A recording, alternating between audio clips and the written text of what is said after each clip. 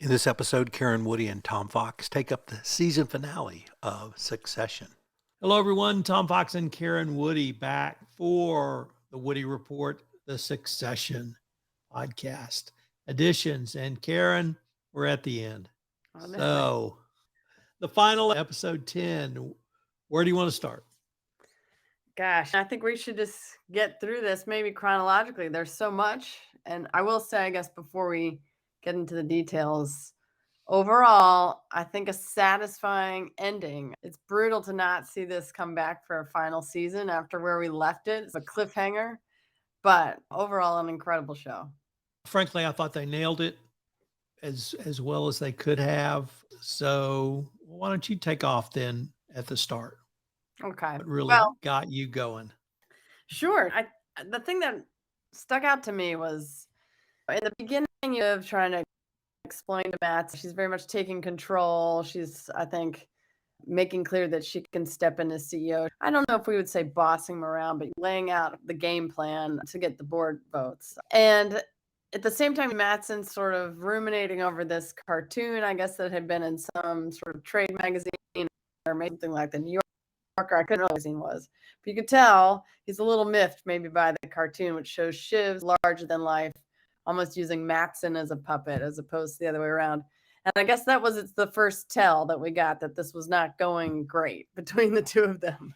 And so that one I thought was interesting. Mattson doesn't, I think, want to be seen as someone who is not in control at all. And that cartoon either rankled him or whatever the issue is. He says, of course, there's no big deal. It's not anything. He thinks it's funny.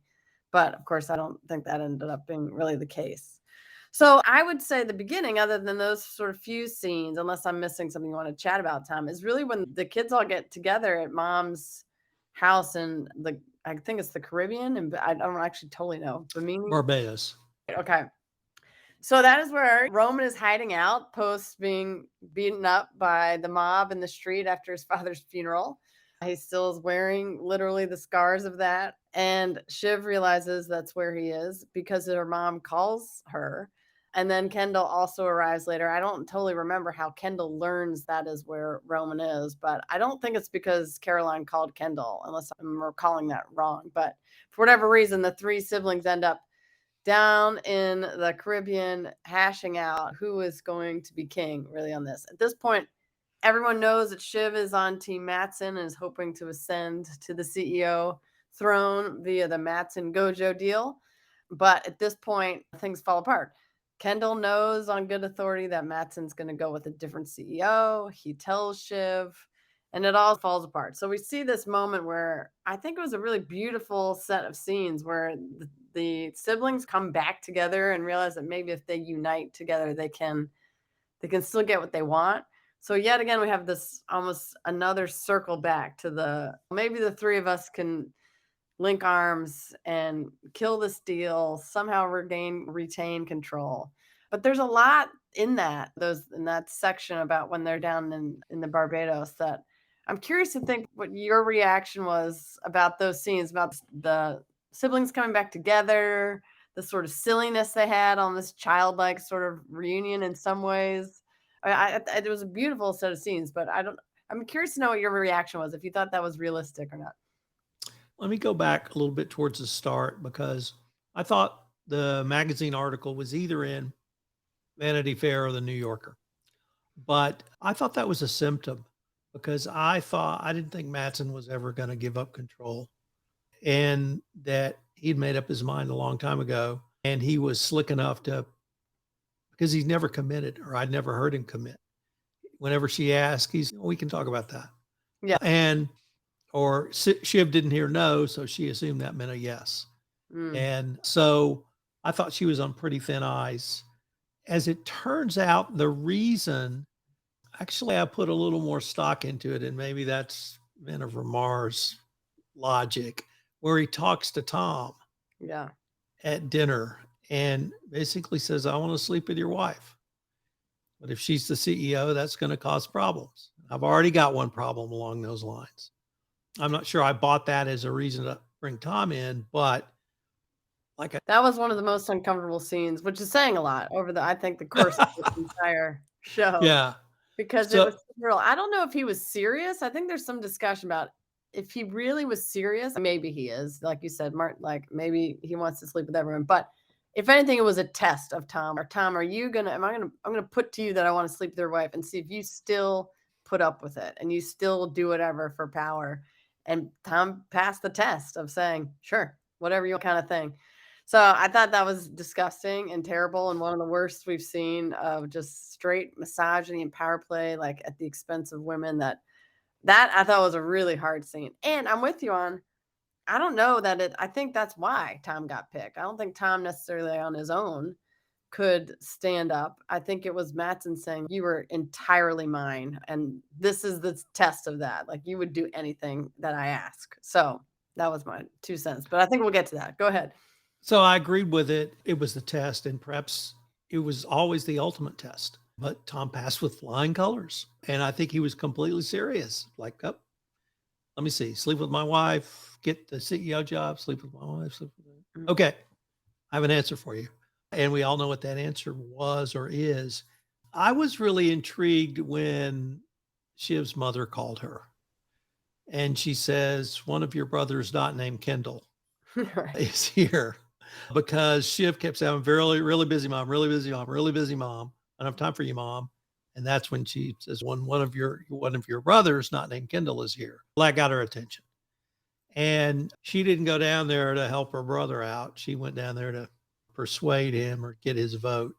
I think Kendall found out because Ebba told Hugo, Oh, okay. and Hugo told Kendall, I think. Nevertheless, they get down there, and the first part where she brings that snarky, snarly worm of a husband in to try to pitch some deal to them at dinner, that was just perfect for both of them, the mother and her husband. But they ditch him to go out and talk. And that's, I think, when Shiv tells them she's it.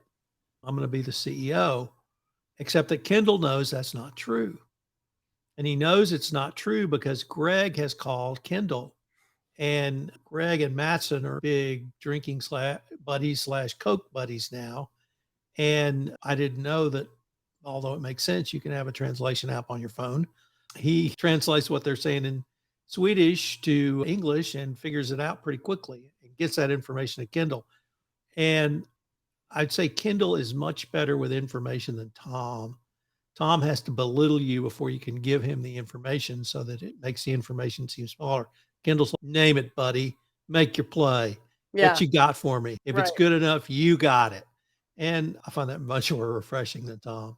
But anyway, so Kendall gets there and Shiv tells them she's it, and Kendall completely dissuades her of it. And some of the greatest acting I've seen Sarah Snook do was the look on her face. Even before she said anything, it was just complete betrayal, bewilderment, just everything, every negative emotion you could imagine. When it finally dawns on her, the horse I've been backing just kicked me right in the head. Yeah. And so then it switches over to, okay, if it can be us, who should it be? And I thought that scene was brilliant too. And the brilliance was Roman and Shiv realizing that it had to be one and it had to be Kendall. Whether or not the other two have the chops to do it, I think it always had to be Kendall.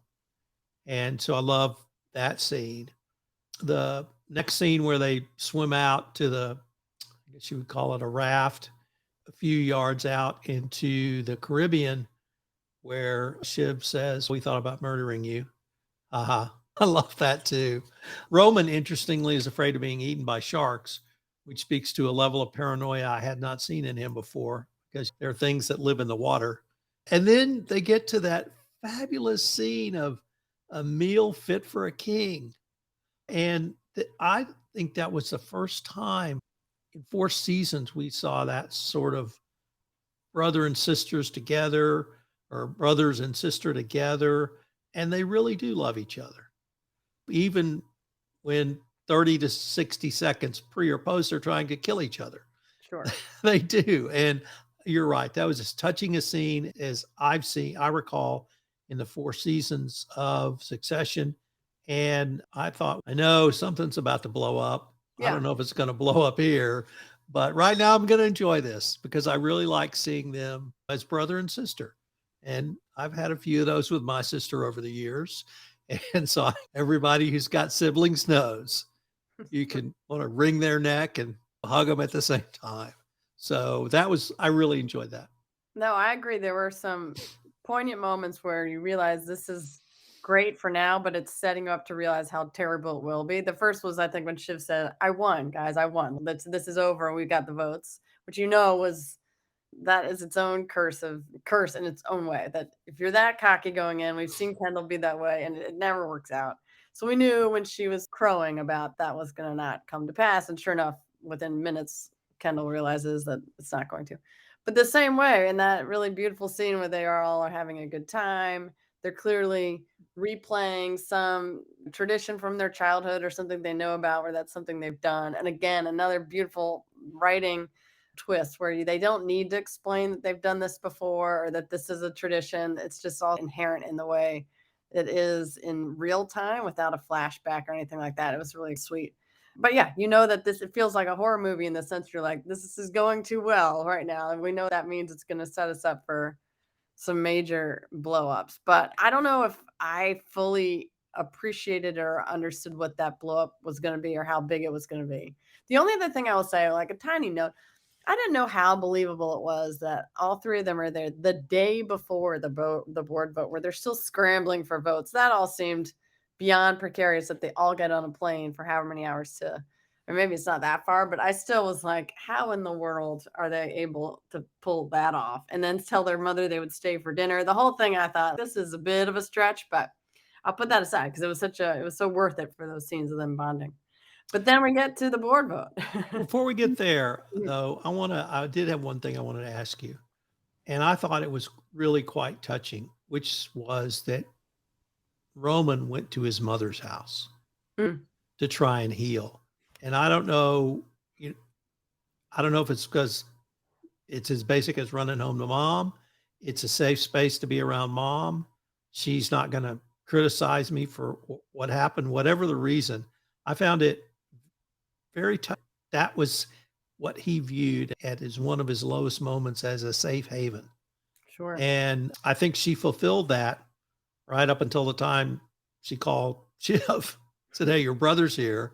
But I really thought that was touching because of all the grief the kids have had with their mother and that whole relationship. When Roman was at his absolute lowest, that was a place he could go. So that I thought that was cool to have that in there too. Yeah, I think another one that seemed a little bit out of step with how they've discussed their mother, how close they were with her or not. But I think we could spend an entire season trying to unpack the psychology of Roman Roy, and especially vis-a-vis his parent figures, even down to his love affair with Jerry, who could be as old as his mother. I think there's a lot to do to unpack there, but I think that says a lot about how that's also where he would decide to go or run to. Okay, yeah, but and that's a good point. They spend the night and they fly back on separate jets back to the mainland for the board meeting. So you want to pick it up from there? Yeah, and I again, we saw this coming, and I actually didn't see it coming at all. And down to when I realized when they were going to go around the room and do each person's vote, there were a few times even before we get to Shiv, which I have to say I didn't expect Shiv to be the vote. It all makes sense after the fact, but I felt my blood pressure rise a little bit with the Stewie vote, and then as it kept going around, I thought all these are a little bit dicey. There could have been anyone who flipped for whatever reason. Like even I think Hope Davis's whoever that character she plays with her sort of infirm father, when she said she was voting for the deal, I was like, wait, was she? I couldn't remember what the count was, but I remember thinking, oh, this is going to get really close.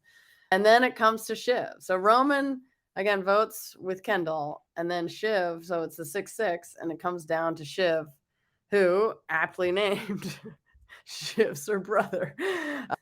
Yeah, and I didn't see it coming. I really didn't. I think the calculus, when I thought about this for however long I thought about that after the fact, I think her calculus was I either go with the devil I know, which is Kendall, or I am the person married to the CEO, which I thought was a bit of a risk too, because I don't know if she knew. I was surprised up until they named Tom that Matson actually named Tom. I thought that was another play by Matson. I thought it could have been some random tech bro he decided to name. But the fact that he actually named Tom, I wasn't sure that was necessarily going to happen. But I think that's Shiv's calculus. She says, I go with my brother, who I don't know if I totally trust, or maybe I go with the father of my child here, who I thought that was maybe what was going through her mind about what her future looks like. I don't know. What did you think about that? I didn't think that till they got in the car. Yeah. She got in the car with him. At that point, I did come to that. I thought I took her at her word that when she said, Kendall, you've killed someone.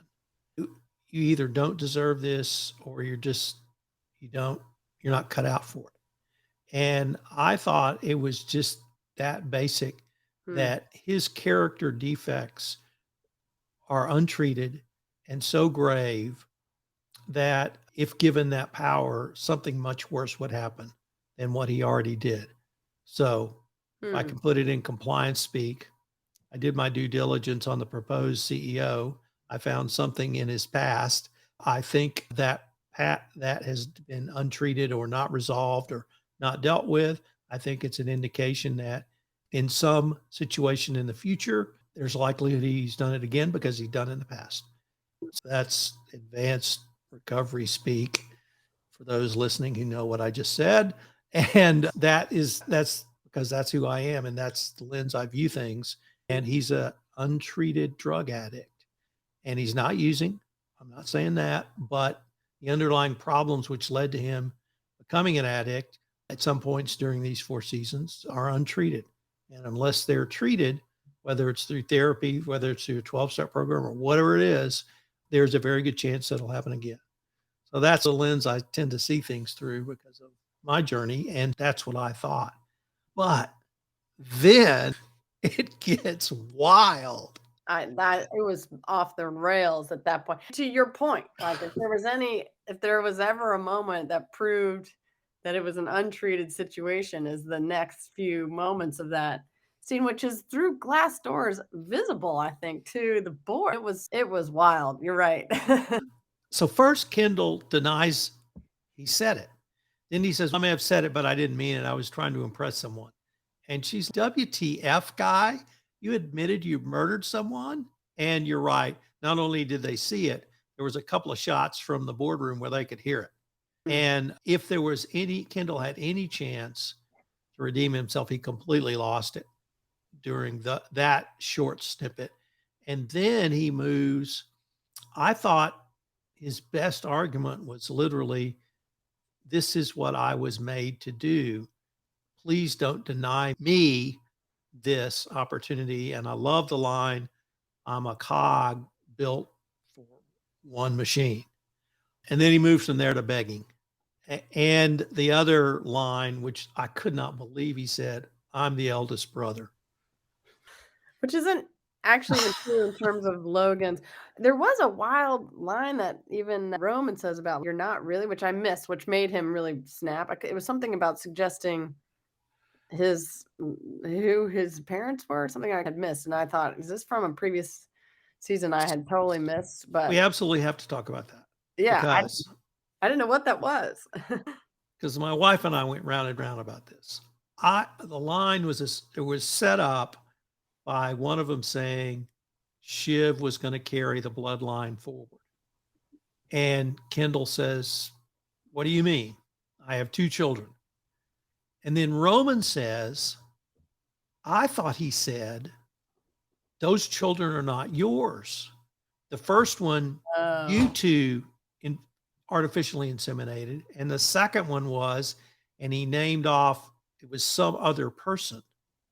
My wife thought exactly what you thought, that no, he was referring to Kendall's fatherage or parentage, and that Kendall wasn't really a Roy. But that didn't make sense to me because even if Logan was not his father, I think we believe who his mother is, but whatever it is. And then Roman says, that's what dad always said. And that was completely in character for Roman. But if that had been me and I'd brought that out, I wouldn't have said somebody else said that. I would have said, pointed my finger and said, that's true. And at that point, Kendall completely melts down Yeah. and physically attacks his brother. So tell me about your interpretation of that, because That I was still don't know. Yeah, I remember that being the thing that made him stop. So it makes sense that maybe it was a dig about his kids. That isn't either one, but I was like, is this a whole huge storyline? We didn't know that maybe there was some question about who is the father of Kendall. I mean, yeah, that sort of came out of nowhere, and it was so intense, and there was so much happening that I forgot to circle back and be like, what was that? So that was intense. The thing about this is that I was a little surprised given how nasty this has been between the three of them about who would be the CEO. I'm surprised this had never come up before. Like this moment that all of a sudden Shiv was like, "Wait a minute, remember that time you told us this thing?" Even down to at the pool at their mother's complex, it seemed like, how did that not? How's this just now coming up of her saying, "Wait a minute"? Maybe that is exactly how it would have happened, that they made all these logical comments and were thinking in real time, and then she had the thought of, gosh, if this is true, yeah, there's some serious character flaws. And then, like I said, it all bears out. He obviously has some significant character flaws down to nearly choking out his brother in front of the board, which, yeah, it goes to show how overly wrought Kendall is, or overly keyed up he is about this job, about this is his whole life, which certainly is what is alluded to in the final scene about Kendall and thinking about what his life will be or has been up until this point. And so, yeah, we see, I think, another break. From the get go, Kendall's been a wild card. He's, at least in terms of his ability to be stable. I agree with you that he did seem to be the most likely one to carry the banner forward for the Roy family. But yet, he also has some of the biggest millstones around his neck, if you will, about how he has a lot of baggage and has a lot to still reckon with. So the ending, how satisfied were you with that? And then moving forward to Tom, did Yeah. that I was work for not you? very satisfied, only because, like I said, I was so grossed out by the misogyny of it and the reasoning, "I pick you because you're the guy who put the baby in the girl that almost got it." Like, it just was so gross, but sadly realistic in some ways. That was hard to swallow. But like I said, I think I would have been almost more satisfied if it was a totally random person. I know the whole entire Twitter sphere and everyone else would have erupted if there was some dark horse that no one had known. So I get that for the story reasons, we had to keep it as it was, and it makes sense. He's the head of ATN. He's certainly, I think, is capable. I thought it was a little tricky especially because of some of the banter between Tom and Greg this whole season. And we've talked about that, especially even in the Wasabi scene, things where they've seemed in some places like nearly comic relief. I think we've forgotten about Tom having any chops. And maybe that's actually the point. The writers wrote it so that it looks like Tom actually doesn't maybe have a ton of chops, and Mattson wants that. If that makes sense. Shiv might have been a little too strong. And so maybe that was the point. But I was a little disappointed being like, wait, that guy got it? Like, he seemed like a bit of a buffoon for half of this.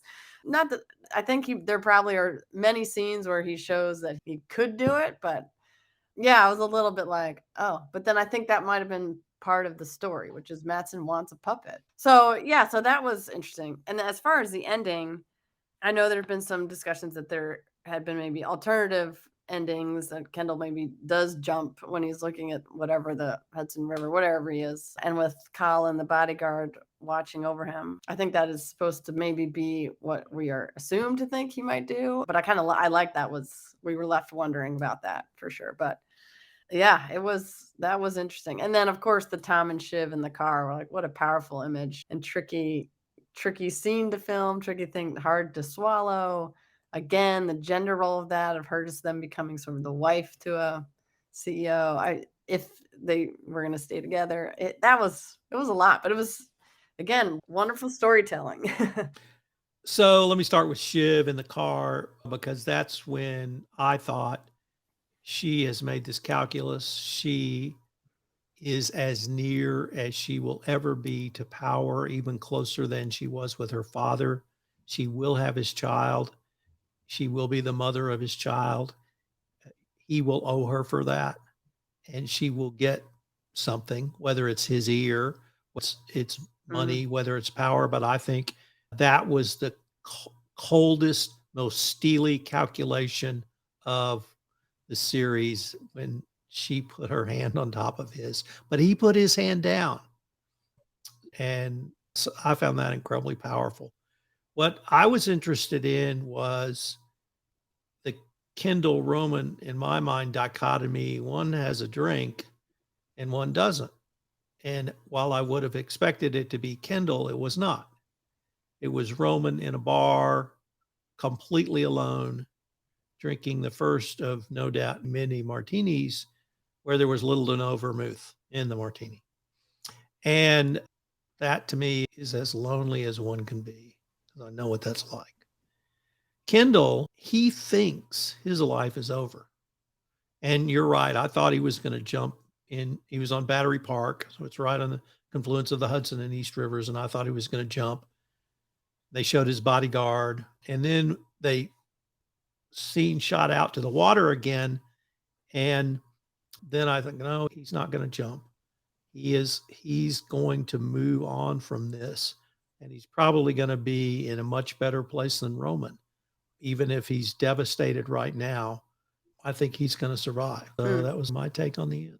That's interesting. And this is why I'm so sad there's not a next season or even just like a flash forward, because it is going to be so fascinating to see where they end up. These fictional characters that have become part of our lives. I had assumed that Roman's one shot of his sort of wry smile at the end was a smile of relief, this is just done. And I think it's sad in some ways, and Roman is a very sad character for a number of reasons, but I thought that was actually, ironically, maybe not the martini, but a little bit of a healthier response. I had a little bit of maybe the opposite take than you, which is Roman is letting go and being like, that was not something I ever really wanted. That was what was killing me. And I'm out. I'm going to just have this martini and live my life and whatever. Whereas Kendall can't imagine what I think his life is without this thing. I think the entire idea that he's watching the sunset, the metaphor of a sunset on the Roy family, whatever this is, he really was in much more despair than Roman at that point. But I would love to, like I said, it would be so funny to see where the writers or anyone would have taken that or those two characters from that scene, or if there was some note or something about what the backstory was to those two scenes. But those are the way I had read those two. But yeah, I like that there's so much room for interpretation in the way they finished this. I thought they nailed the ending. I thought it was as good a final episode. I won't say it was my favorite episode, because that will always be Connor's wedding, because I thought that was perhaps the greatest acting in one television episode I'd ever seen. But I thought they nailed it. I loved the ending. I loved the whole setup. I guess I hadn't realized when they did the dinner Fit for a King, you're right, that was some childhood, something they'd done, because they immediately knew what they all three were talking about. So that there was really the familial love I saw in that scene, I thought was really touching, but I loved everything else. So, if we can think back of other iconic HBO or any network, I think finale, everyone is a little disappointed, mostly maybe for the ending being the ending. We think of the Fade to Black, Sopranos, or you name it. There's always something. I do think this kept up with sort of tradition in that the penultimate episode last week with the funeral was better than the finale in terms of a lot of things. I feel like there's a lot of buttoning up that was well done, but I think you're right. Nothing that could ever compare to Connor's wedding. But on a whole, think of all the great discussions and legal points and sort of other things that have come up from this incredible 4 seasons. And I'm glad I got to be on this podcast with you to discuss it. It's been way too much fun. I'm not sure when we'll get to do this again, but I'm going to always cherish this. So thanks again. Thanks, Tom. This is Tom Fox again. Thanks so much for listening to this episode of The Woody Report. If you've enjoyed this podcast, I hope you will subscribe, rate, and review to this podcast wherever great podcasts are listened to. The Woody Report is a production of the Compliance Podcast Network.